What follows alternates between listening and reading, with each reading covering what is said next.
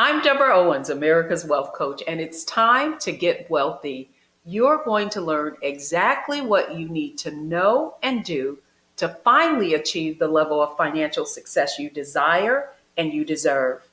Women of color were responsible for 89% of businesses that were launched in 2019, but many of them will not even achieve six figures in revenue.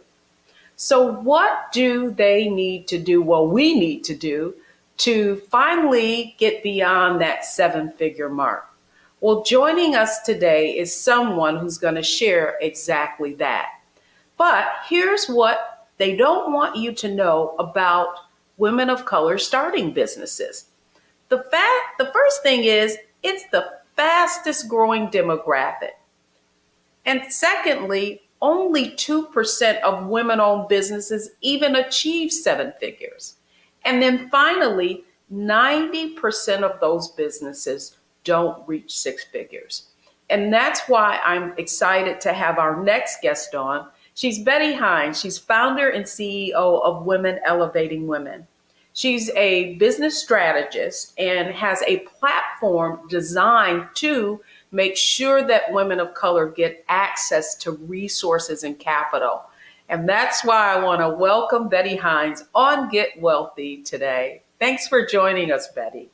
Hi, Deborah. Good to see you. Good to be seen. Well, I'll tell you what is really interesting about you is that I've known you for years. You were a former financial services executive with one of the largest insurance companies in the world. You launched your own insurance company, just to give folks a little bit of background. And now I know for the past decade or so, you've been sort of a strategist with women-owned businesses. So I'm excited to hear your insight. But most importantly, I want to ask you, what was the catalyst for you starting Women Elevating Women? My purpose and vision for starting Women Elevating Women, or WOO, as we affectionately call it, is because I saw a high number of a large volume of women of color who just couldn't get past the six figures. They were stuck. And a lot of it had to do with their inability to access capital, and not just access capital, but secure the capital. And they didn't know about some of the basics, which I call my 5 C's of success. So for that reason, I wanted to reach out to them and also share with them my victories, and not just my victories, but my losses, because they can't always embrace your victories, but they can understand your losses and missteps. And I did not want them to make the same missteps that I do. So that was the catalyst. I wanted them to go further and elevate higher. It is true. Well, when you look at the statistics, Betty, that's one of the glaring aspects of entrepreneurship. And it's not just women of color who find it to be challenging. The truth is that 5 out of 10 businesses are going to fail within the past 5 years. I mean, within the first 5 years. And so I think the question really becomes, how can you become successful in business? And I think that what I want to begin with is just the framework and the model that we use on Get Wealthy for success, and that's mindset, strategy, and execution. So I really want to start there with you, just around the mindset. What are the attitudes, beliefs, and behaviors that you believe women who are able to scale need to have? Thank you for asking that question, because what I did, my 5 pillars are based off successful women entrepreneurs and successful executives. And I will jump to the first one, which the 5 C's is collaborate. And we don't have that mindset. I don't like to say this openly, but we're getting better at it. Women struggle with collaborating with each other. And for that reason, one of the things that I demonstrate in the sessions that I have is that you can go further together if you collaborate. So that is one of the things. And the other one are the business connections. We don't do the introductions for each other because you know somebody that I might know and vice versa. So why not share that introduction so someone else can take it a little bit further? And as you've heard this said many times, lift as you climb. And these are just basics that we need to teach and learn from each other. So the 2 key out of the pillars are learning how to collaborate and learning how to connect. Those are vitally important. And those are traits, behaviors. That's a mindset that we need to learn how to embrace. Well, it's interesting because I would submit to you that is not only relatable in entrepreneurship, but business as a whole. True. And so the next question that I have for you really is just around mindset.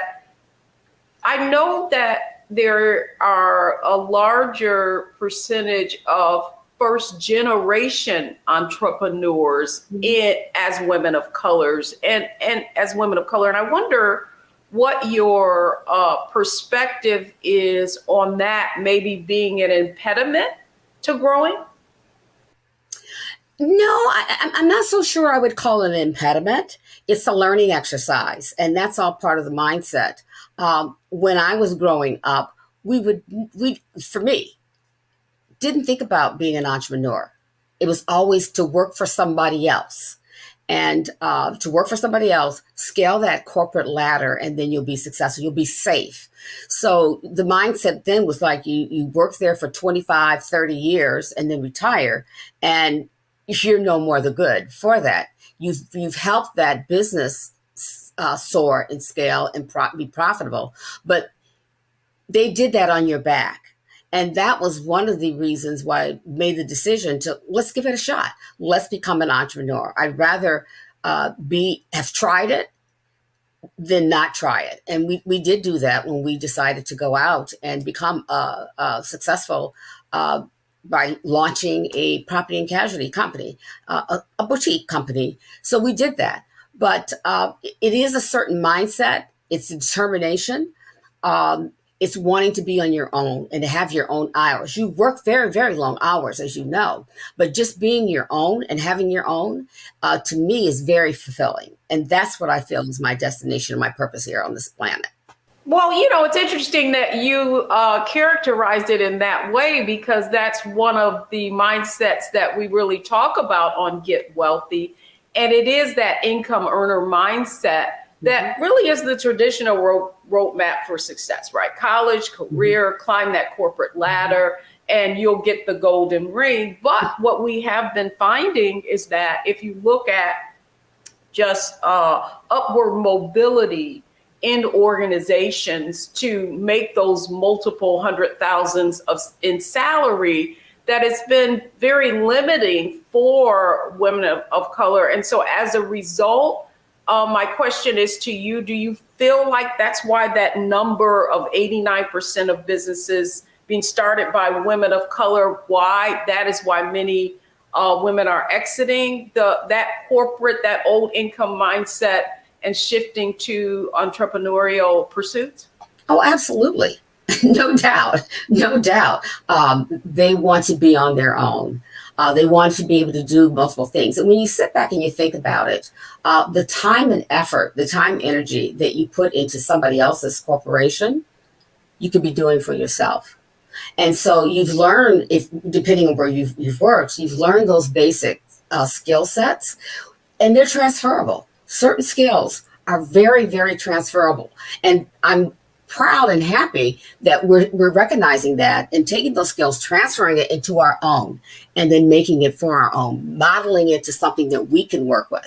Yeah, so I want to push back on you on that, and what I would say is that if I look at my own trajectory, and you've known me for years, I've been in and out of entrepreneurship in terms of organizations, and I found it so tough for many years to get past those six figures, because I do feel like one of the things when we go into entrepreneurship that we may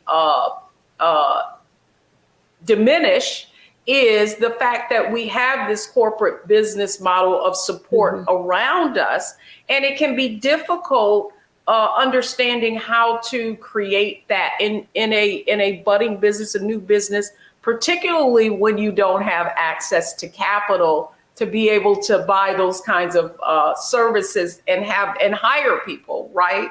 Right. To have them around you supporting you. You're right. Experience that myself. There's a comfort level when you're in corporate America. One of the, if you could, a do-over is that when we go into entrepreneurship, people of color, that not all, I won't label everybody, that we think about using our own money.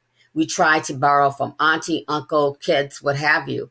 Whereas those aren't lessons, at least I wasn't taught from my parents. Use other people's money. I mean, you hear that phrase a lot, and it's not just using their money, but we need to be taught how do you get access and secure that money.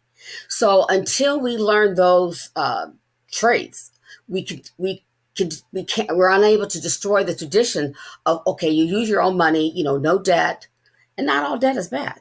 So that is a change in our thinking, and it has to be that we encourage the other entrepreneurs of color to do likewise. That is why it's important that they have models. And there's a saying by the 100 Black Men, and I'll probably slaughter it, but they say, if you see it, you can believe it. I frequently bring other successful women of color into and tell your story. What was your journey? I mean, it's not like you came or gifted with a family trust.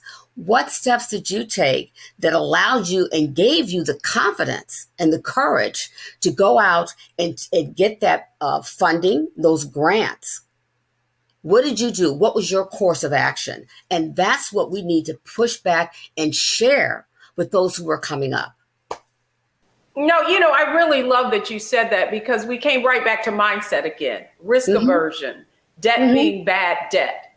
And so much of that can be limiting. And to your point, I mean, when I started Owens Media Group, I, used funds from my 401k. I didn't take it out. I took a loan from it and paid it back. And I did all these different things that I felt necessary so that I wouldn't have even someone coming out of the investment industry with a higher propensity for risk. But on the personal side, what I didn't want to do was risk our personal assets. And that brings me, this is a great transition into our next conversation, and that's around strategy. So when we come back, we're going to talk about strategy. So what do you, if you are a business owner trying to scale, need to do so that you can accelerate your growth and go to six figures and seven figures and beyond? We'll tackle strategy when we come back.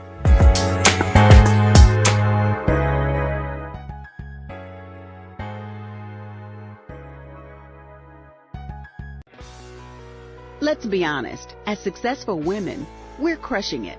Maxed out 401k and Roth IRA? Check. Aggressive savings and investments? Check. Yet, the freedom our success was supposed to buy can leave us stuck on the six-figure hamster wheel, watching retirement slip further down the road. There's another way. Get coaching courses and community at wealthyu.com.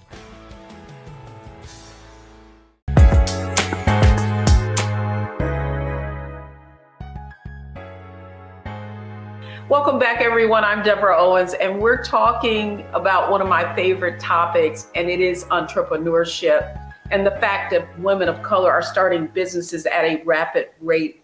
Joining me today is Betty Hines. She's a business strategist and also founder of Women Elevating Women, WOO, as they so fondly call it.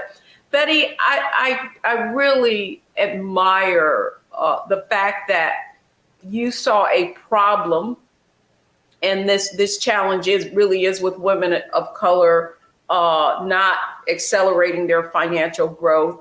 And in your business, you have a platform that provides resources.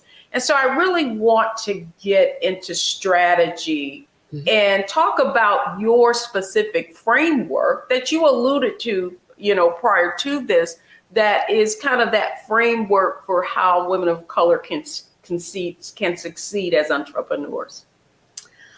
I share this with the women that I work with all the time. And that's, we need to learn how to get out of our zip code. We so traditionally want to stay within our own little circle. We want to stay within our own little county and within our own state. You've got to spread your wings.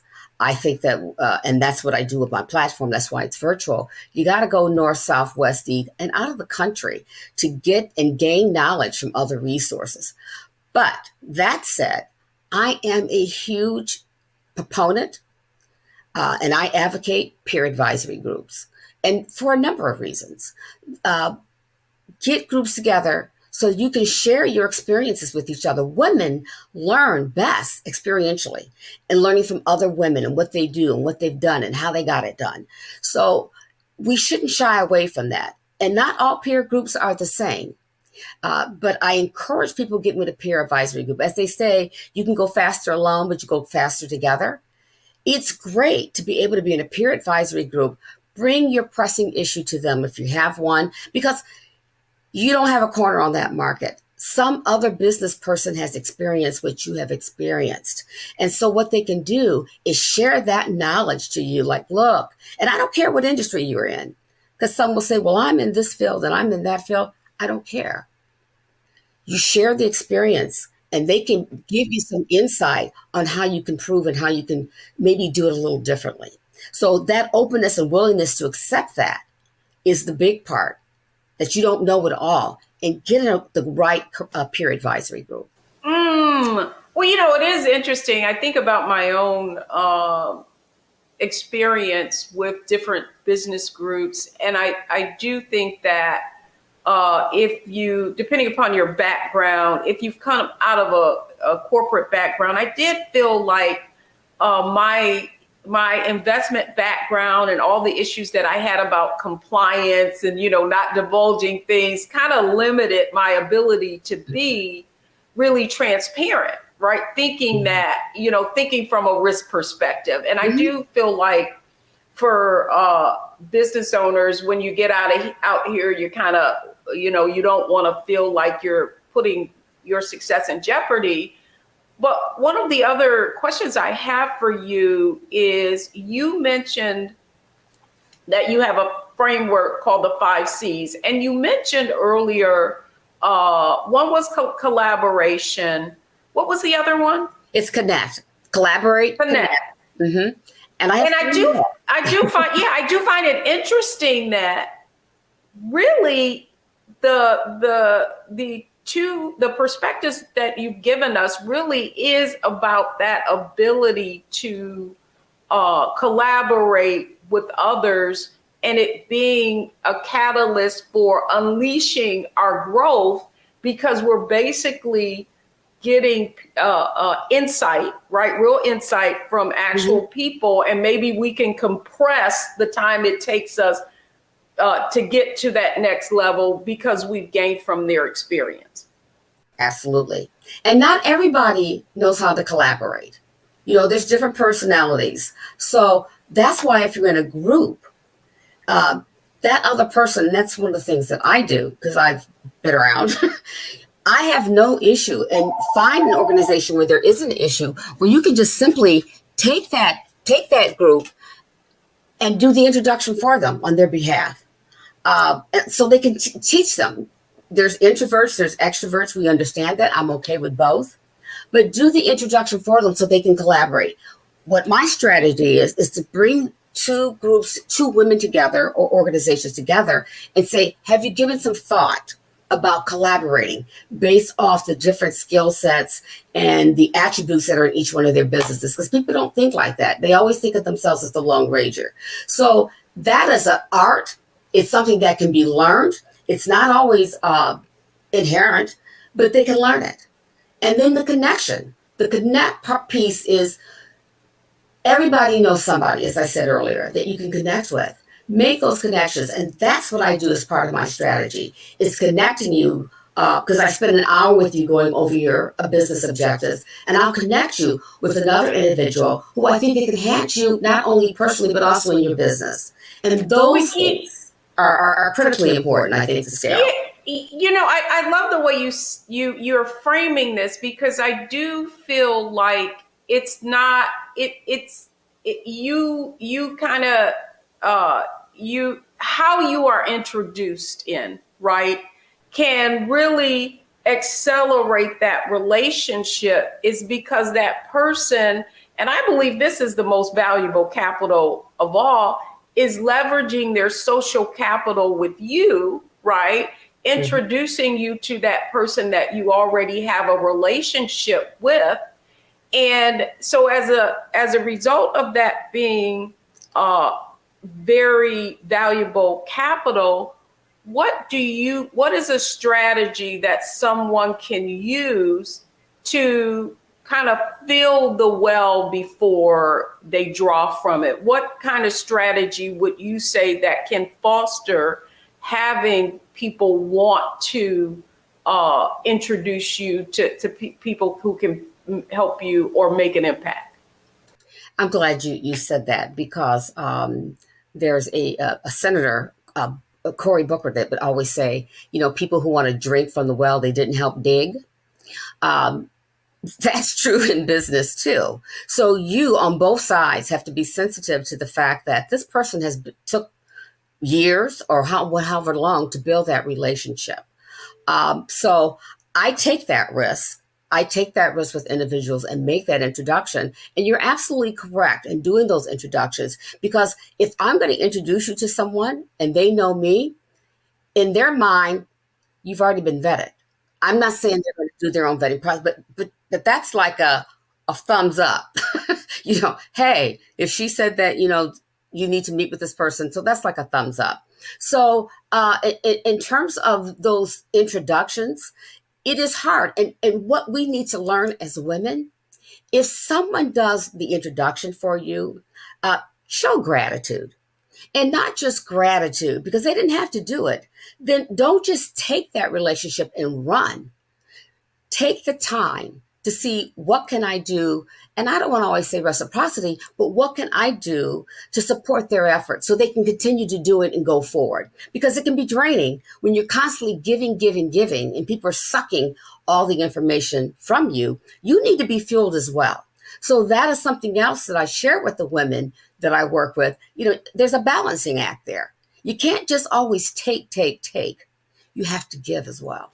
And that was the point that I wanted to make, because I do feel like I know people who are very generous, and I know you are one of them, Betty, someone who is willing to share their network with others. Mm-hmm. And I do feel like what can happen with many women mm-hmm. is they feel like they're giving, and they're not getting anything in return. And that in itself can be an impediment, yes. right, to wanting to do what you should do, but feel like, you're being taken advantage of. Mm-hmm. One of the other strategies that I want to make sure we touch on in this segment, that is that what you mentioned in the beginning, and that is access to capital.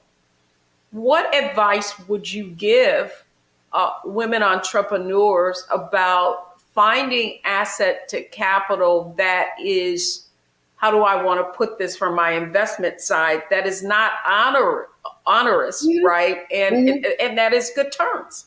Right. Well, to me, it's a coin phrase right now. Access to capital, access to capital. One of the conversations that I have with my group is, do you know what you're trying to access? I mean, you need to know, what are you trying to access, because it's like a new term that we are using. Do you want the VC money? Do you want the angel investor? So I make sure when we sit down, access is very key, but you need to know what you want to access. You need to understand the terms, because access is one thing, but you got to pay it back. The investors want a return. So it could be you just want to go to small business, get a small business loan, to go to your bank. So there needs to be the understanding. But having talked about the access, because we've talked about access, everybody, I shouldn't say everybody, but there's a lot of corporations, banks, who have you, is in corporations jumping on access to capital, access to capital. It's out there, but securing it, to me, has been the stopgate for a lot of people. And I'm working through that right now. I know it's out there, but how do I get it? I mean, got everything in line, paper in order. When you gonna give it to me? How do you secure that? That's exactly right, and I feel like that's why that's the frustration that people feel, and so this is a great time. We're gonna transition to our execution, and that is the point that you were making. It's one thing to want access to capital, but what are the steps that I need to go about to make sure that I'm able to secure it? So when we come back, we talked about mindset, we talked about strategy, and the third part of our success framework is execution, and that's what we're going to talk about next. So don't go anywhere. We'll be right back. We wish to plead our own cause. Too long have others spoken for us. This is an opportunity for us to be able to speak to our issues. Y'all better understand something real quick. We ain't going nowhere. It is a continual battle that we see all across this country. Revolution will not be televised. The revolution will be streamed. All momentum we have now, we have to keep this going. He makes sure that our stories are told. Roland Martin's doing this every day. You can't be black-owned media and be scared.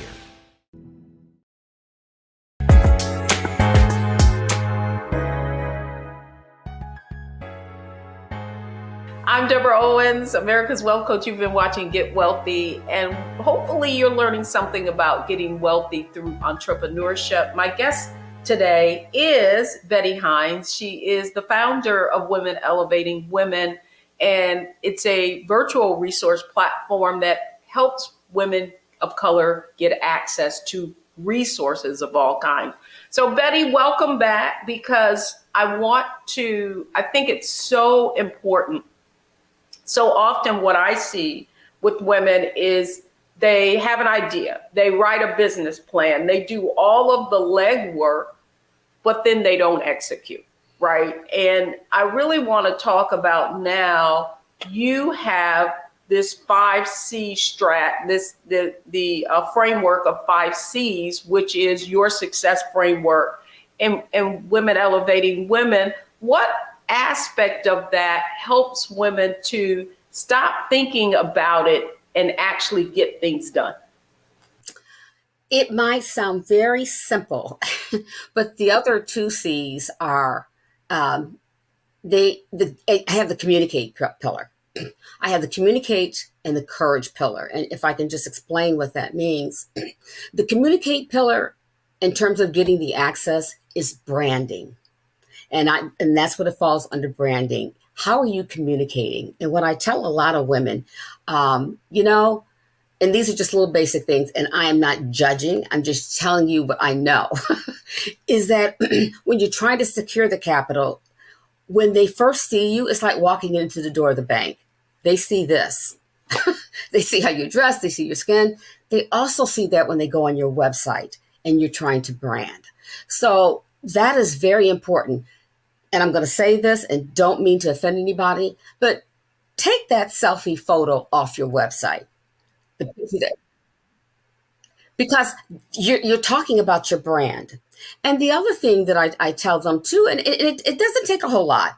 And the same is with your email. These are little simple things. I have a Gmail account. I have a Verizon account. But when you want to have your business account, spend a couple nickels, get you that, call it DeborahOwens.com or something, but have a business account. Look the part that you are a business. So that is, because that's what they see first before you even get in the door. They're going to do their homework. They're going to go on your LinkedIn. They're going to do some due diligence on who you are. So branding, I think we don't. The personal branding to me is very important in terms of getting your business and securing that capital. And the other piece is I talk about is courage, and I talk about courage to take care of your health and courage to take care of your wealth. Now I'm dipping into your side of the field, but without your health, you don't have your wealth. So I do bring people in. I've got doctors to talk about your health, particularly for women, because we think we're super women, and I know you take off that cape, but it was more prominent during COVID. We found ourselves, a lot of the women that I have, would have kids, they're fixing breakfast and lunch and they're doing this and they're doing that. And it was affecting not just the physical, but the mental health. So also the finance. Stop trying to do it all. See someone like a Deborah Owens and the few money that you do have, learn how to invest those funds. You are not going to know everything. So get the right people on your team. And that is a critical piece, not just for your business, but for your legacy and for your family. So make sure, and I bring in people who are CFPs, I bring in financial people to talk to the group about how to protect your finances. Well, it is interesting. I think for entrepreneurship, very early on, even coming from this background, so much of my desire to want to be successful caused me to, because I didn't have that system in place that I had in corporate in terms of a 401k and all of the other benefits, the health savings accounts, the life insurance, all of those other benefits that I had through my employer. I really didn't know how to make that transition. And I think it goes back to mindset. Oftentimes, if we look at those statistics, what we see that the reason our businesses aren't moving beyond that 6-figure level is simply because we've created a job. And so we still have this employee mindset, even though we are a business. And so I guess my question to you, Betty, really is what, because I love the fact that one of those C's are courage. And I feel like sometimes we won't ask for help for fear, or have the courage to ask for help for fear of being judged on or how we would be perceived. Mm-hmm. You're right. And I'm in that box. I had to do a personal SWOT analysis. And when I did, because there's the business SWOT, and I did the personal one, it was so revealing that I did not want to ask. Now, I can ask for everybody else, but I didn't know how to ask for myself. So it's very revealing, and that is typical. I don't want to. I said it. It's typical woman of color. We don't want to ask for help. We can do it. We can do this and do that and do that and do all these things. Do all the jobs. But we got to step back. If you're going to run a business, you got to step back. And it's to bring on the right people. You don't have to hire them, do a 1099. Bring on the right people to help you where their expertise is their expertise. If you're going to run it like a business. And the financial piece to me is huge. I have a CFP that's working with me because you're right. In the corporate world, you had all those, the 401ks and all those other bennies. You had stock options, all that. But now with being a business owner, what I do is that I have under our courage pillar, I have those financial people, and there's different areas of finance. So I bring them all in. They meet with the Woo crew and they talk to them and tell them what the benefits that they have to offer. And then they can meet with them one-on-one, because that's something else that we don't do and that I do in our peer advisory group. We have these incredible women. So I give you a platform to talk about what you do. There's nothing wrong with talking about your business. I have no problems with you soliciting business. If it's going to help someone else, that's why you're in Women Elevating Women. In order to elevate them, they need to know what you do and what you do well. So these pillars also provide a platform for the other women to talk about. And it's like a rehearsal, to do a rehearsal. This is what I do, and this is what I do well. And it's also a lesson. Yeah, I mean, that's the whole point of being in business. And not only that, I come out of sales and I love to sell. But the reason I love to sell is because I believe I'm serving, right? Mm-hmm. Like if I really have if I believe in what I do and I know that it's going to impact someone in a significant way, then I don't have to feel shy about telling them that. Mm-hmm. But now I want to ask you about, and I feel like when we look at the other side of those statistics, the fact that 5 out of 10 businesses fail within their after their second 5 years, if you will. I mean, 9 out of 10 businesses, I think, after the 5th year. The question I have for you, as someone who has been exposed to so many businesses, how do you recover from a setback? What advice would you give our viewers? Well, for one thing, I would suggest take the learnings from it. You need to do a business analysis as to what could I have done differently? What steps could I have taken differently? And don't do it by yourself. Do it first, but then get some trusted advisors to give your opinion. I would like to think that you have an advisory council, because if you have people, you don't have to be a $10 million or $20 million business. Get you an advisory council and run those. Make sure you're bouncing those ideas off your advisory council. Because Betty, you just mentioned that. I want you to explain to our viewers what an advisory council is, because sometimes I think we look at it as, sort of a board of directors, mm-hmm. but an advisory council is more, would you say, informal? And how would I go about crafting one for myself? Great question.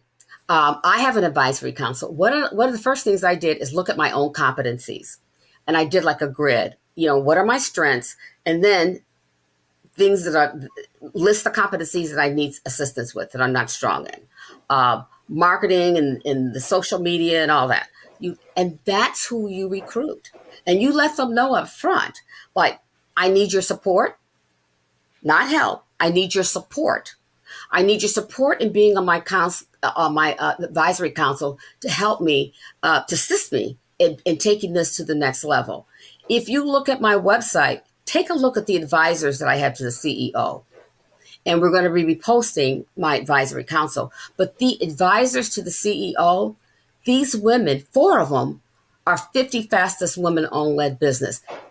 You will find that women, and this is women, they want to help, but people have that fear. They don't have the courage to ask them for their support. Ask them. So they say no. And you're in sales. You know what a no means. That's just an opportunity to go ask again. So you ask them. Or it's not now. It's right? not now, right. So ask those people. Yeah, ask those people to come on. That's what I did. And I've been very grateful that I do have advisors to the CEO that are doing $600 million and the first Black woman to take 2 companies public on the New York Stock Exchange and SPACs. And I have that. I have a marketing person doing $100 million that's going to take me up on, and I'm okay with it. I have no shame. Yeah, yes, I will be there. We can show me. But the council, you really need to get people, be honest with you first about, I'm not really good at that. Like, you could learn it, but why take the time when you have others out there that know how to do it, and that's what they do on a daily basis? Well, so I think you've given us so much wisdom, Betty, because I do feel like as a woman business owner that when you see someone achieving a certain level of success that you can feel like, oh, well, she's so busy, I don't want to be a bother. And I think, what I have learned, not what I think, what I have learned is it's those busy people that are the ones that are the most efficient and effective. And I think the other point that you just made is so poignant. And it really, sometimes when you're growing a business, when you're in your early stage, you may not be able to afford to hire some fancy business development firm for tens of thousands of dollars or marketing firm. But one of the ways that you can still get access to that insight is through that advisory council. And then finally, the other aspect of it that I think is very important is sometimes I know I've hired people and I've been disappointed. And part of that error in judgment was because I didn't know what I didn't know, and I didn't know what to ask them. And sometimes people proffer and they say they can do this, they can do that. You can even go on their website, you can get referrals, but it never really quite tells the whole story. And I think the point that you're making, the advisory council really can be a way of you getting that access to that expertise, someone knowing your business as well, without having, to feel like you've got to have tens of thousands of dollars to do so. And you don't need to have 10, 12, 15 people. Start off, an area where you're comfortable with. You can have 2 to 3, but there's so much value in getting another opinion and to have another set of eyes on something, another set of ears on how do you think this is working, and be open for that positive feedback. That's good. That's good. Well, Betty, that takes us to our next segment, and that's our Analyze, Optimize, Maximize segment. You've covered a lot of ground, and so I want you to think of this next segment as our lightning round. How are we going to put all this together so that ultimately our viewers can take action on the great insight that you've given today? So don't go anywhere, folks, because next is Analyze, Optimize, and Maximize. We'll be right back.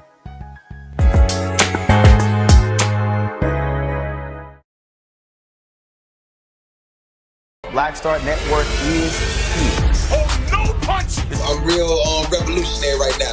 Thank you for being the voice of Black America. All momentum we have now, we have to keep this going. The video looks phenomenal. See, there's a difference between Black Star Network and Black-owned media and something like CNN. You can't be Black-owned media and be scared. It's time to be smart. Bring your eyeballs home. You dig?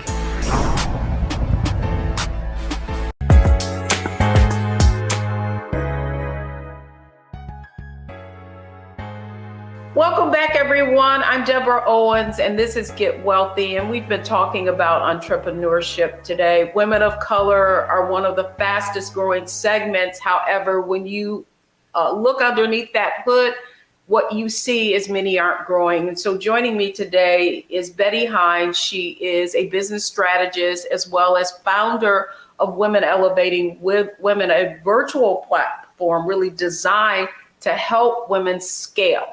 And Betty, welcome back, because now it's our Analyze, Optimize, and Maximize segment. And what I'd like for you to kind of share, I love the framework, so that if you can perhaps in this round, give our viewers an overview of what the 5 C's are all about. Sure, love to.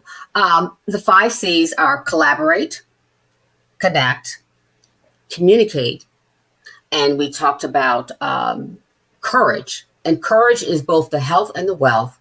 And the last one is cultivate. Cultivate is we gift, just so you know, a membership to a nonprofit to each one of our crews.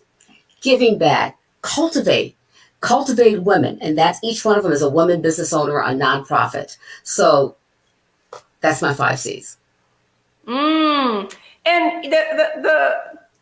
one of the things that really struck me that has been a theme through each one of the segments that we've been through, mindset, strategy, and execution, has been collaboration. And I wonder, as you look at other entrepreneurs and all of these successful entrepreneurs, if that's something that you have noticed about them that they have in common, that ability to collaborate effectively with others. Absolutely. In fact, they're based off successful women entrepreneurs and executives. You know, I've been doing this for a while, and I facilitated women who are from $1 million billionaires.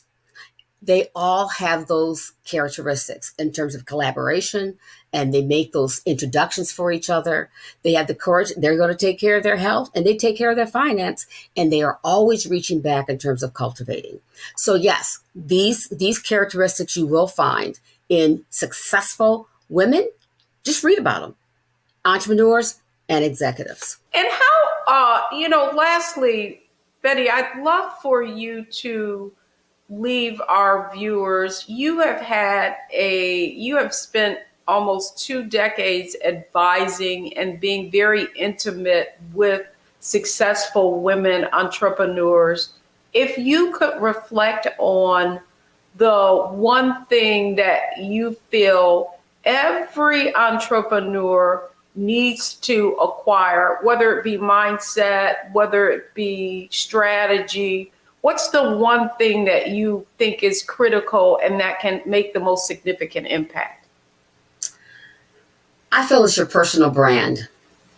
And with your personal brand, people might try to copy what you do, like how many CFPs are out there, how many doctors or OBGYNs are out there, but they cannot execute the way you do. So I think it's important that you have your brand, you know what your brand is. And if people want to model your brand, consider them a super fan. That's a compliment. So once you have your brand, people know who you are and what you represent.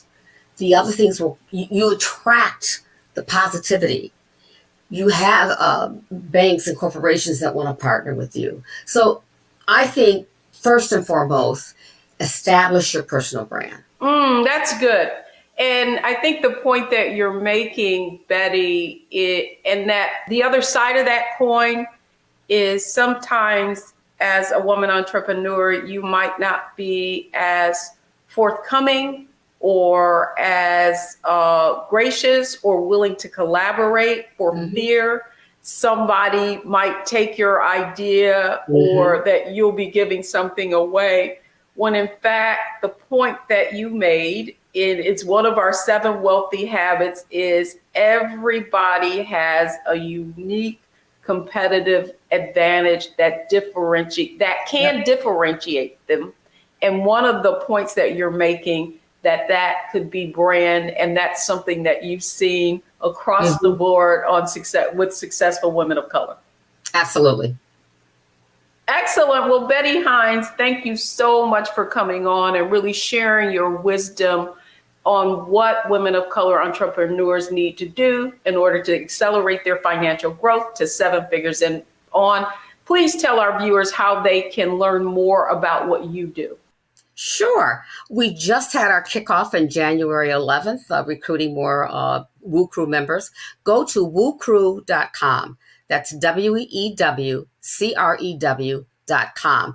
And you will enjoy hearing from successful women and testimonies. And then there's information on how you can become involved. Join us. That's awesome. Okay, well, folks, thanks for joining us on Get Wealthy. But before we go, here are the 3 takeaways from today's show. I'll share that with you when we come back.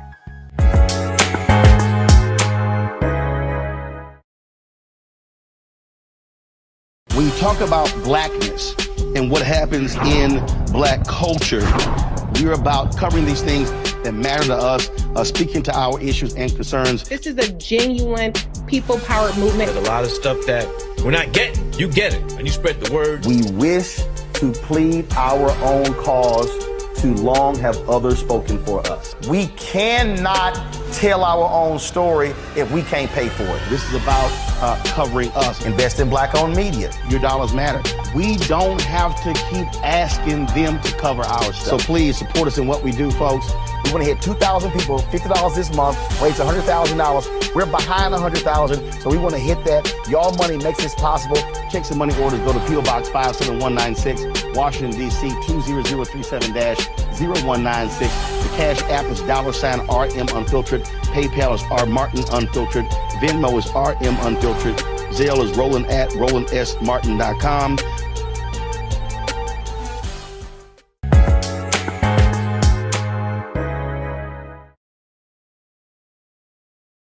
Welcome back, everyone. I'm Deborah Owens, America's Wealth Coach, and you've been watching Get Wealthy. And today we were talking about women of color and entrepreneurship. Here are the 3 takeaways from today's show. Number 1, proximity dictates performance. And getting in a room and collaborating with other women, as our guest so aptly put today, is one of the keys to success in your scaling. Secondly, position yourself to prosper with others. And that really means, in the way Betty described it, that personal brand is very, very important because you're going to attract like-minded people. And last but not least, and she could not have said this more aptly, and the fact is no one accomplishes anything of significance on their own. That's going to do it for me this week on Get Wealthy. Thanks so much for watching, only on Black Star Network.